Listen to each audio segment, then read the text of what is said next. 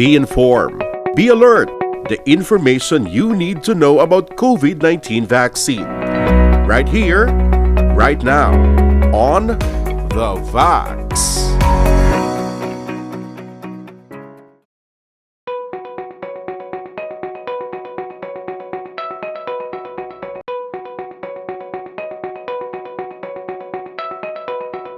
Pwede gid no, pero gina-check naton kung okay na ang kondisyon sang heart after undergoing a procedure no. For example, ang angioplasty, madasig lang man ang recovery for angioplasty kay hindi man siya operation.